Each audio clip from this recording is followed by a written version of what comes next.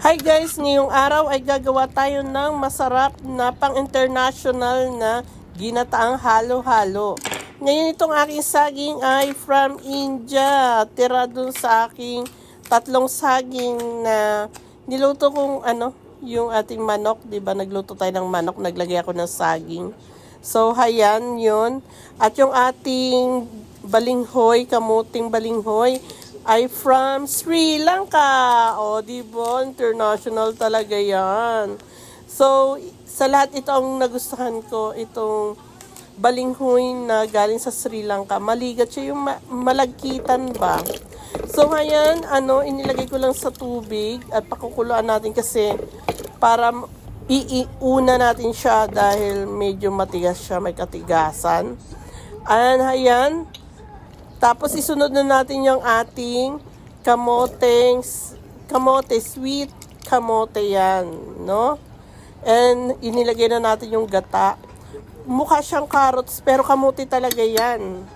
Okay, tapos ayan may halaya dahil wala akong ubi para gusto ko kasi may lasang ubi.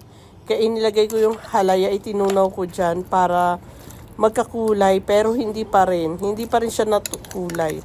Ngayon yung ating sago ay nilagay ko na, niluto ko na yan kaninang umaga, maaga pa lang ay niluto ko na yung sago. So maliliit yung sago na yan at pag kumulo yan ay maghihiwalay din. Asukal, kayo na magtanta kung gaano karaming asukal ha. Sige, pagustuhan tayo, sa akin na hindi masyadong matamis. Okay, ayan, dinagdagan ko pa. Inubos ko na yung isang buong buti ng halaya. So, ayan yung ating halaya ay galing Pinas. Okay? So, ito rin yung ating glutinous rice, yung ating malagkit ay galing sa Vietnam yan.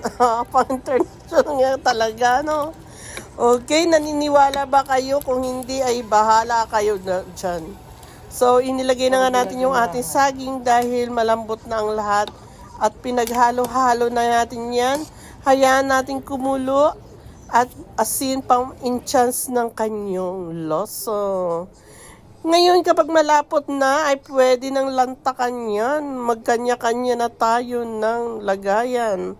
Marami pong salamat sa nanonood at mabuhay kayo hanggat gusto nyo.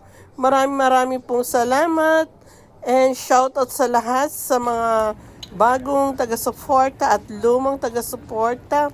Okay, marami pong salamat. God bless you all. Mwah. Chup. Okay, bye-bye na. Bye-bye na.